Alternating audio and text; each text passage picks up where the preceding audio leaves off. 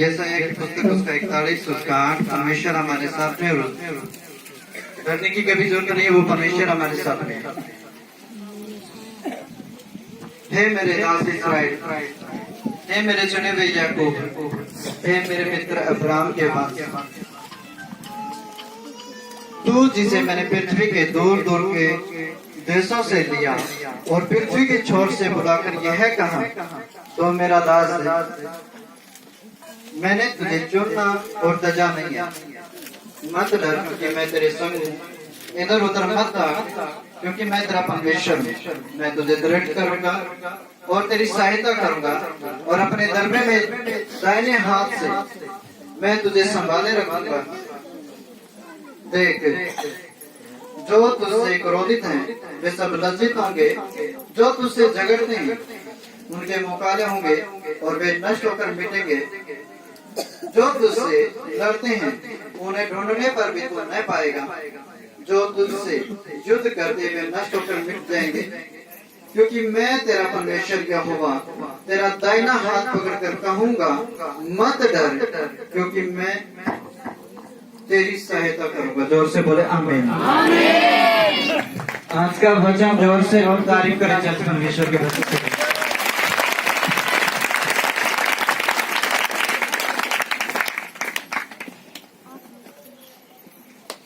और जब मैंने दो तीन साल पहले जब परमेश्वर पे विश्वास किया, उस समय मैंने इस वचन को पढ़ा था और उसी समय अपने जीवन के अंदर लागू किया। और उस दिन मुझे नायक का समय था और हम संगत करके वापिस आए थे और उस दिन परमेश्वर ने मुझसे आके बातें किया और फिर जो वचन था मैंने उस समय ये पढ़ा वचन और उस वचन के अंदर जो बातें लिखी थी उसी समय मैंने अपने जीवन के अंदर लागू किया। और उसी टाइम मैंने कहा कि परमेश्वर ने मुझे बुलाया है, उसने नाम लेके बुलाया और मुझे चुना है। मेरे प्यारे प्रिय, मेरे लिए नहीं बल्कि आपके लिए भी है। परमेश्वर ने आपको नाम लेके बुलाया और आपको चुना है, आपको तजा नहीं है, आपको अलग नहीं किया है, आपको छोड़ा नहीं है परमेश्वर ने। और परमेश्वर कहते हैं कि तू इधर उधर मत जागने की जरूरत नहीं है, तुझे सिर्फ मेरे पे विश्वास रख, मैं तेरे संग हूँ। आमीन। वचन में लिखा है कि हे मेरे दास इस्राएल, हे मेरे चुने हुए याकूब, हे मेरे मित्र अब्राहम के वंश, तूने जिसे मैंने पृथ्वी के दूर दूर देशों से लिया और पृथ्वी के छोर से बुलाया कर यह कहा, तू मेरा दास है, मैंने तुझे चुना है और तजा नहीं। वचन में लिखा है कि मैंने तुझे चुना है। क्या परमेश्वर का वचन में ये लिखा है कि हमने परमेश्वर को चुना है? वचन में ये नहीं लिखा है, वचन में लिखा है कि मैंने तुझे चुना है। आप ये मत सोचना कि कभी कि मैं किसी को लेके आ रहा हूँ या फिर मैं लेके जा रहा हूँ,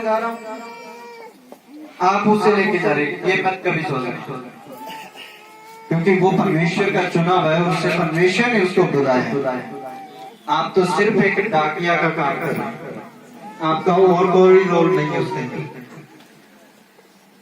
उसमें तेरा मेरा कुछ भी नहीं है, उसमें तेरा मेरा कुछ भी नहीं है, हमारा कोई रोल नहीं है, सिर्फ हम डाकिया हैं। और डाकिया का क्या रोल होता है? जो डाक मिली उसे अगले के घर तक पास करना। ये नहीं कि जाके अगले के घर पे खड़े हो, तू कैसा है, ठीक है, खाना खा लिया, तेरे कितने हैं बच्चे, ये वो, उसका ये काम नहीं है। उसका काम सिर्फ ये कि जो उसे डाक मिल गई वो उस तक पहुंचाए। वो डाक के अंदर जो लिखा है उससे पढ़ने की जरूरत नहीं है डाकिए,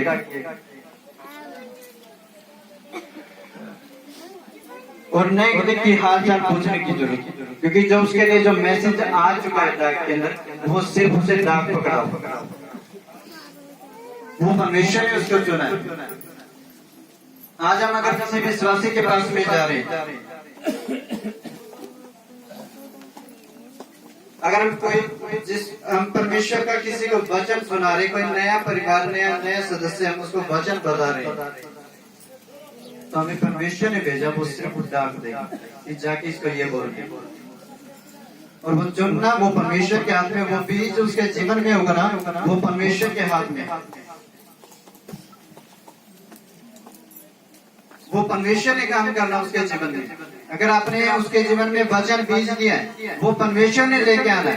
चाहे वो उसके जीवन में वो बीज, चाहे वो 1 महीने के अंदर उगे या 10 साल बाद में उगे, वो परमेश्वर के अपने आप उगेगा।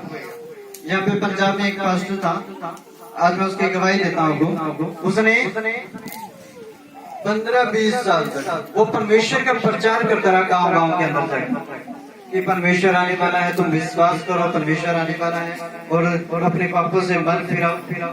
15-20 साल उसने ऐसे करते करते उस पंजाब के अंदर उसने गुजारा, लेकिन एक भी सदस्य उस गांव से नहीं आया परमेश्वर।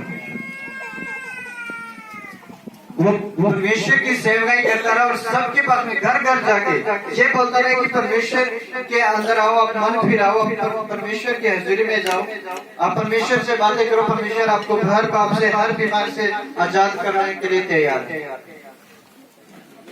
लेकिन उसे ऐसे ही सेवकाई के अंदर बिता दिया और उसके बाद में उसकी डेथ हो गई। इतनी मेहनत किया परमेश्वर के अंदर, लेकिन उसने इतना वचन भेजा परमेश्वर का, लेकिन उसकी जो टाइम के अंदर वो वचन फल नहीं देता। उसका मृत्यु हो गया उस पास्टर का। उसके बाद में उसी गांव के अंदर एक और पास्टर आया, और जब एक और वो पास्टर आया तो जिसके पास में भी परमेश्वर का वचन लेके गया, वही परिवार उस पास्टर के साथ में जुड़ता चला गया। जोर से बोले आमीन। क्या हुआ? उसने परमेश्वर का वचन बीज दिया था उनके अंदर, लेकिन फल वो कितने टाइम के बाद में लेके आया? 15-20 साल के बाद। उसने इतना मेहनत किया उस पास में, सबके पास में जाके प्रचार करता रहा। उसने ये सोच के प्रचार नहीं किया कि परमेश्वर मेरे साथ में रही है। उसके एक वचन याद था कि अगर मैं आज इसके अंदर बीज रहा हूँ तो वो परमेश्वर का काम है उसके अंदर फल लेके आना, क्योंकि उसने जो बीज दिया है। आज अगर हम कोई पेड़ लगा रहे हैं, कोई दरख्त, कोई भी हम घर में कोई भी कुछ भी लगा रहे हैं, क्या हम उस पेड़ को उखाड़ के देखते कि कितनी देर में उगेगा? हमें जो उसको सींच दिया है वो सींच दिया है, हमें सिर्फ उसको पानी देने की जरूरत है, उसको खाद डालने की जरूरत है, फल वो अपने आप लेके आ जाएगा। और उसने इतना प्रचार किया, कोई भी परिवार उस गांव से नहीं जुड़ा परमेश्वर। उसके बाद में उसका डेथ हो गया और उसके बाद में दूसरा पास्टर आया। उसी पास्टर के साथ में वो जितने गांव के लोग थे वो सब परमेश्वर के अंदर आ गए। हालेलुया। क्योंकि परमेश्वर का वचन उसके जीवन में वो टाइम के अनुसार उगा और फिर फलवंत हुआ। तब उसी पास्टर के साथ में दूसरे पास्टर के साथ में सब जुड़ गए। क्या वो पास्टर निराश हुआ कि मेरे साथ में इतने नहीं जुड़े? वो पास्टर निराश नहीं हुआ, खुश हुआ, क्योंकि परमेश्वर ने जिसे चुना है हम उसके लिए डाकिया बनते हैं ताकि उसको परमेश्वर ने लेके आने। हमारा सिर्फ रोल ही काम है, बाकी काम परमेश्वर खुद करते हैं। हालेलुया। और परमेश्वर का वचन में लिखा है कि हे मेरे याकूब, मैंने तुम्हें नाम लेके बुलाया है और तुझे चुना है और तुझे त्यागा नहीं है कभी। मैंने तुझे कभी त्यागा नहीं, परमेश्वर बोलता है कि मैंने तुझे प्रेम किया और तुझे बुलाया नाम लेके कि मेरा बेटा, मेरी बेटी मेरे पास नहीं है। आज परमेश्वर ने हमें बुलाया है, अपना नाम लेके मेरे भवन में, मेरे घर में तू पहुंच, मैं तेरे जीवन में काम करना चाहता हूँ। हम जब परमेश्वर के हजूरी में होंगे, उसके प्रार्थना में होंगे, वचन में होंगे, चाहे हमारा कितना भी बुरा समय क्यों ना हो, अगर हम परमेश्वर में खड़े रहेंगे तो परमेश्वर हमारे साथ में और एक दिन हमें ऊंचा करेगा। हालेलुया। हमें सिर्फ परमेश्वर के अंदर बढ़ने जुड़े रहने की जरूरत है। मैं एक हमेशा एक बात को याद रखता हूँ, मेरे जीवन में काम बने या ना बने, मैं चंगा हूँ या ना हूँ, लेकिन वो मेरा परमेश्वर हमेशा रहे। आमीन। एक बात को याद रखिए, आपके जीवन में कोई काम बने या ना बने, आपके वो परमेश्वर हमेशा आपका होना, क्योंकि आप परमेश्वर के अंदर बने रहेंगे, अड़े रहेंगे, खड़े रहेंगे तो आपके जीवन में काम होंगे। आप परमेश्वर के उद्धार के कामों को देखेंगे, क्योंकि परमेश्वर हमेशा हमारे साथ में होता और उसने हमें नाम लेके बुलाया। जब वचन को देखते हैं, जब एस्तर के बारे में पढ़ते हैं, उसके छोटी सी उम्र में उसके माँ बाप गुजर गए, उस पर क्या बीत गए। वो यहोवा परमेश्वर पर विश्वास करने वाला परिवार है। एस्तर का परिवार जो है वो यहोवा परमेश्वर के ऊपर विश्वास करने वाला, उसके अंदर चलने वाला परिवार है। उसकी छोटी सी उम्र में उसके माता पिता गुजर गए। वो सोचे कि उसके ऊपर क्या बीत रही है। उसके कोई पालने वाला भी नहीं, उसका कोई भाई भी नहीं है, सिर्फ अपने परिवार के अंदर एक लौती बेटी थी। और उसी समय छोटी सी उम्र में उसके माता पिता चले गए।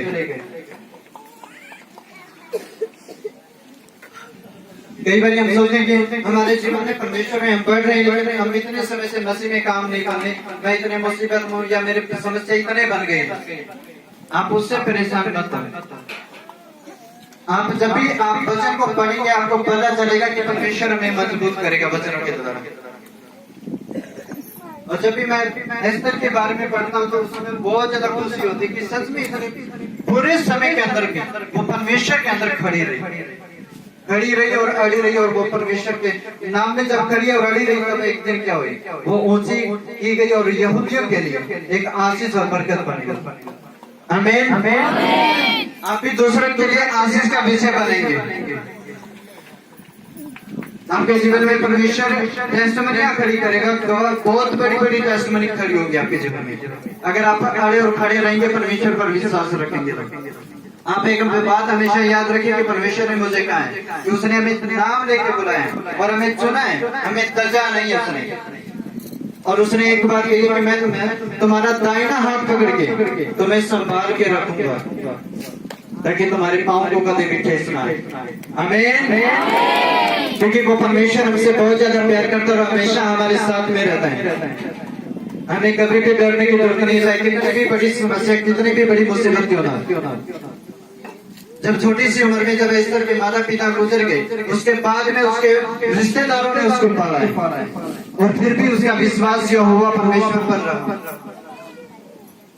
हमें कभी भी विश्वास कमजोर करने की जरूरत नहीं है, हमें सिर्फ बाइबल पढ़ने की जरूरत है, तब आप जाके मजबूती से परमेश्वर में पढ़ेंगे।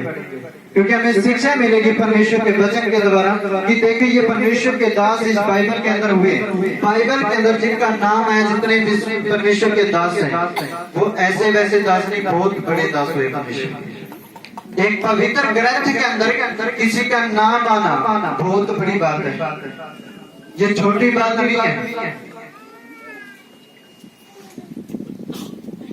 और वो परमेश्वर ने जब उसको देखा, उसकी सुधि लिया, उसने फिर भी वो प्रार्थना में रही, वो परमेश्वर के उसी लीनता में रही और फिर वो ऊंची की गई और वो रानी बनी।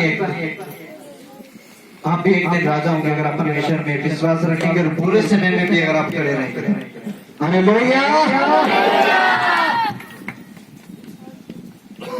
और हमें इधर उधर कभी भी किसी साइड देखने की जरूरत नहीं है, सिर्फ हमें विश्वास रखने की जरूरत है। हमें सिर्फ परमेश्वर पर विश्वास रखने की जरूरत है, वो परमेश्वर हमारे जीवन में काम करेगा। हालेलुया।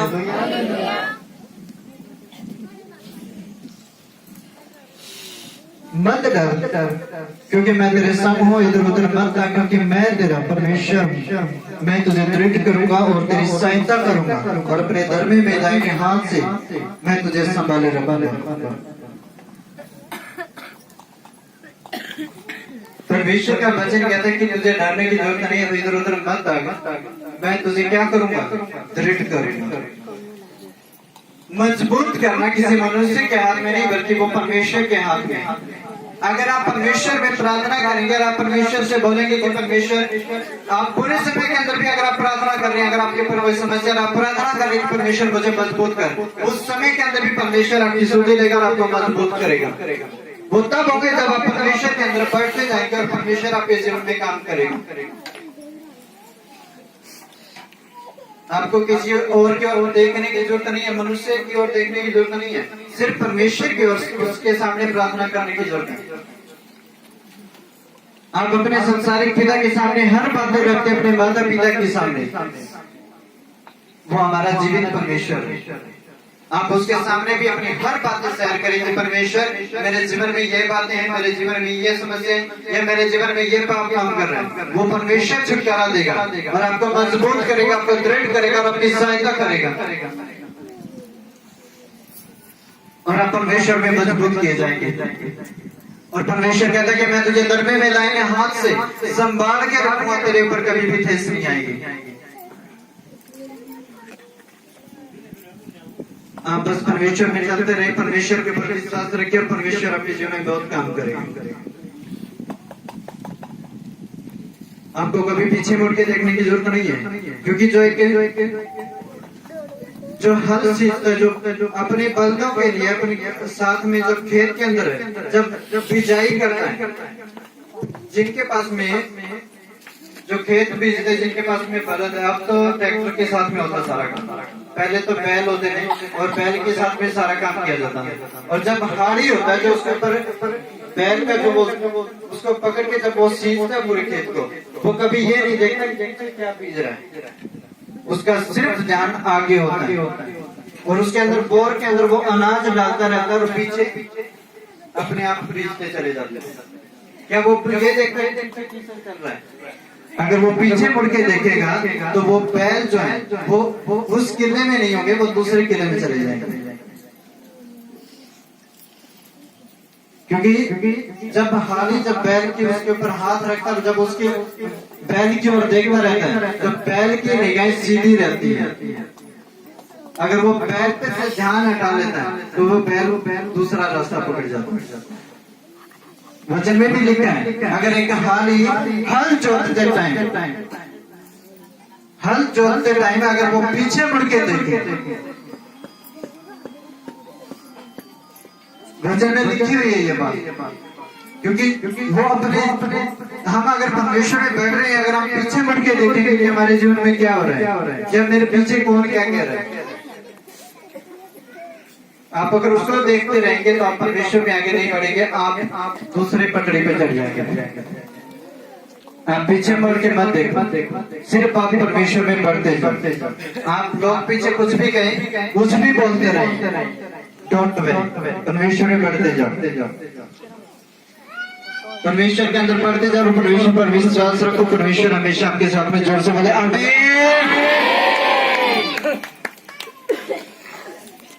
और दूसरे वचन में लिखा है, जो तुझसे क्रोधित है वे लज्जित होंगे, जो तुझसे झगड़ते हैं उनके मुकाबले होंगे वे नष्ट होकर मिट जाएंगे, जो तुझे ढूंढते हैं, जो तुझसे लड़ते और उन्हें ढूंढने पर भी तू ना पाएगा, जो तुझसे युद्ध करते हुए नष्ट होकर मिट जाएंगे, क्योंकि मैं तेरा परमेश्वर यहोवा तेरा दाहिना हाथ पकड़ कर कहूंगा, मत डर, मैं तेरी सहायता करूंगा। आमीन। आपके ऊपर चाहे कितना कोई भी क्रोध करे, विरोध करे, डरने की जरूरत नहीं। आप परमेश्वर के अंदर खड़े रहें और विश्वास रखें, परमेश्वर आपके साथ है। आपके ऊपर चाहे कितनी भी बड़ी समस्याएं आपके जीवन में, चाहे कितना भी बड़ा बुरा समय क्यों ना हो, आप बस खड़े रहे परमेश्वर में और परमेश्वर के भवन में रहिए हर संडे। परमेश्वर आपके साथ है और आपका हाथ पकड़ के आपकी सहायता करेगा, आपको हर मुसीबतों से निकालेगा। आमीन। मेरे प्यारे प्रियो, आप परमेश्वर के अंदर जो भवन है उसके अंदर हर संडे पहुंचो। आप कितना भी जरूरी आपके जीवन में काम क्यों ना हो, क्योंकि परमेश्वर से बढ़ के कोई चीज नहीं है। अगर वो अपने साथ में तो हमें कोई समस्या नहीं है। जो चीजें हमें मिलनी है वो हमें आगे भी जाके मिल सकती है, अगले दिन भी परमेश्वर हमें दे सकते हैं। लेकिन हमें सबसे बड़ी बात है कि हमें जो परमेश्वर के भवन में जो उसके गोडाउन के अंदर जो गिफ्ट पड़े हैं उनको लेने की जरूरत है। वो तब मिलेंगे जब आप संडे के दिन परमेश्वर के भवन में हो। आमीन। आप प्रार्थना करते रहे और मजबूती के साथ में बढ़ते रहे और कभी भी डरने की जरूरत नहीं है, चाहे कितनी भी बड़ी समस्या क्यों ना हो। सिर्फ परमेश्वर में बढ़ते जाओ और एक बात याद रखो कि वो परमेश्वर मेरे साथ में है और मुझे डरने की जरूरत नहीं है। Hallelujah. So God bless you. परमेश्वर बहुत ज्यादा आशीष दे। आमीन। आमीन। मेरे जीवन में काम बने या ना बने वो मेरा परमेश्वर है। आमीन। सो अपने स्थान पे खड़े हो जाओ, प्रार्थना करो। आप परमेश्वर की हजूरी में खड़े, आप बोलने के लिए तो घर भी काफी है। आज हमें डरने की जरूरत नहीं है। जो भी बीमारियां, जो भी समस्या है, जो भी अगर जॉब में रुकावट है, आज बोलने की जरूरत है, खुल के बोलो परमेश्वर के सामने। किसी की ओर देखने की जरूरत नहीं कि मैं इतना जोर से बोलूं या मैं परमेश्वर के सामने चिल्ला चिल्ला के रख रही, तो मेरा पड़ोसी मेरे साथ पास में खड़ा वो क्या करेगा, ये देखने की जरूरत नहीं है। अगर आपके जीवन में कोई बीमारी है, कोई समस्या है, कोई नशे का आत्मा है, कोई भी आपके रिश्तेदार में बीमारी है, सिर्फ खोल के जोर से परमेश्वर के सामने रखते जाके, परमेश्वर मुझे इस समस्या से, इस बीमारी से बाहर निकाल, क्योंकि आप उसके टोड़े खाने के द्वारा, उसके मार खाने के द्वारा चंगे। आमीन। बोलने के जरूरत नहीं है, प्रार्थना में जाएंगे सारे, एक वर्शिप करेंगे, उसके वर्शिप के बाद में हम परमेश्वर के आराधना करेंगे।